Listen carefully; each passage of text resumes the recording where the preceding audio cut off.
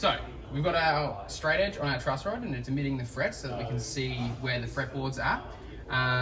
We've got a pretty significant amount of relief in there and we can reduce that and definitely by about half, potentially even more.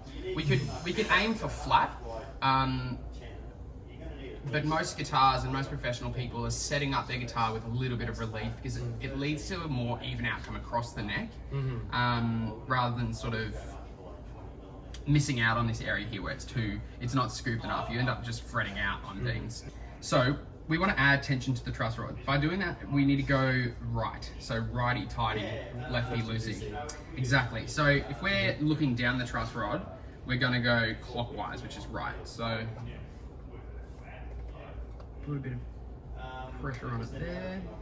I'll get this end in. I pretty much move like half of 45 degrees, like 22 and a half. Actually, maybe 45. Yeah, 45 would be the 90. Yeah, go about 45 degrees each time you do it. So going from there to about there, and then check it. So you're only ever doing really small movements. It's not one of those things where you're like, you're winding. Oh yeah, it's made a small difference. It starts acting very fast, and it makes a big diff. So you'll see there, that's like a slither. From here to here to the 12th fret is half the length of the string, and then from here to here is again the same, half. Plus like maybe 1 millimeter or 2 millimeters of compensation just for the amount of stretch that you put into the string to actually push it down to the fret. So they add a slight amount of length so that they end up being the same length on either side. So it's in the playing position because you think like the strings are going to sit like that. They're going to be sagging downwards as opposed to sagging towards the body. You want to put a capo on the first fret, and then you want to put a finger down somewhere. Like if you put it here, that would be the best probably. But if you put it somewhere right around where the body joins, that'd be ideal. So what happens is the truss rod goes from about here, and it'll come to about there. It won't go the whole length of the fretboard. It just doesn't need to. But as long as it comes into around the heel where it's going to be supported, or a little bit further, it should be okay. So I'm just going to put my finger into where I think the truss rod probably is going to be acting, and then what I do is come around here and I look on my 7th fret, which is around the middle of that, and I just measure that tiny little gap there. So you kind of get used to the little tiny feeling of it, or the sound that it makes. Like it makes a little clack by just gently tapping it. The other way to measure it is to physically have a thing that can measure it. On the 7th fret there, and I can see there I've got, that can be a bit of a pain, I'm not sitting flat. So we're going from about 40 to about 32. So that's about 8 thousandths. That's exactly what we want. So steel string acoustic 0.5 at the 8th fret. So it actually recommends even less than that, but the difference is negligible under your fingers. And then the action to be 2.3 to 1.8 on the treble side. So 2.3 on the bass E to 1.8 on the treble.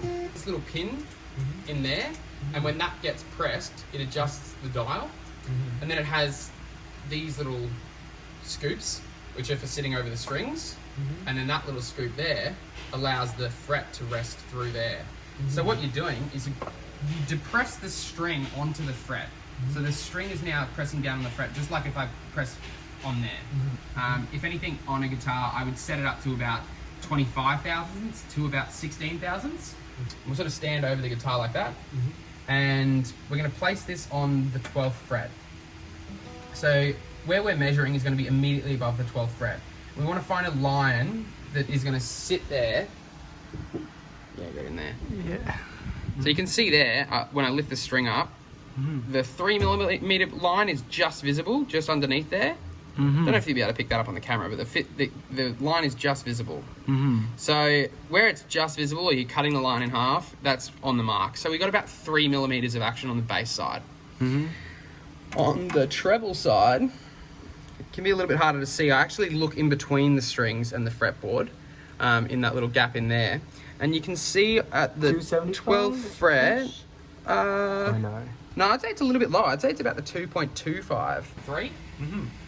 So from 3 to go to 2.3, we need to go 0.8. Yeah. 0.8 here. So that means double over here. So we need to take 1.6 off here to get this down from 3 to 2.3. Yeah. And then also you'll notice, see how there's this angled part here that starts about that wide and then it goes to nothing?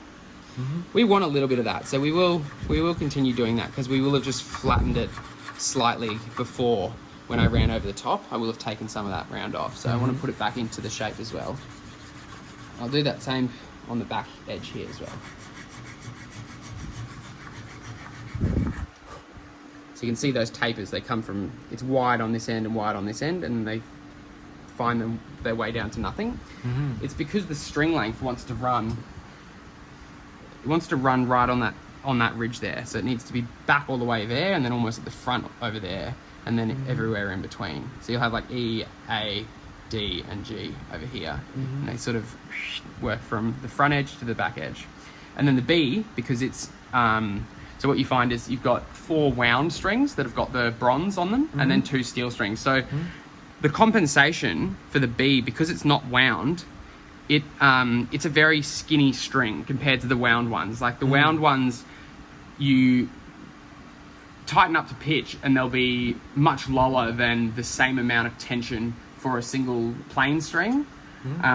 So I think it's just because of the thickness of the string. So the B obviously needs to be intonated a lot more because it's got a thinner string, so it needs more length. Whereas the G is a chunkier string, it doesn't need to be pushed down as far for it to touch the bottom. And then the E sort of comes back onto this line and follows that. We don't have that little bump there anymore.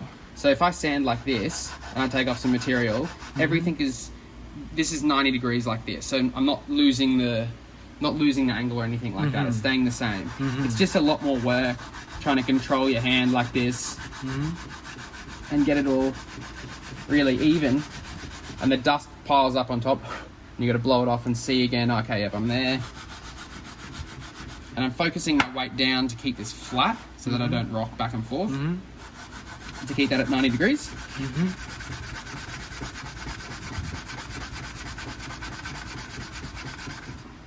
Okay. So I probably haven't taken that much, but let's just measure it again. Some people go crazy and they go, I'm just going to do it in 1. Sometimes they go too low and they're going to put a little piece of wood underneath it and jack it back up. I like getting things really perfect and not having to have that piece of wood in there because it's just an extra thing that can go wrong. What I like to do is come in with, so I've got 2 different grades. This is more coarse, it's more like a kitchen scourer, and this is really fine. It almost polishes wood when it goes. Ah, yes. Which is comfy. It benefits everyone else, but not yourself. Yeah. We're trying to use your phone with those nails. Yeah, or pick up something. Yeah, you just can't. No, can't pick it up. Trying to pick up a 5-cent coin off the counter for like the whole hour.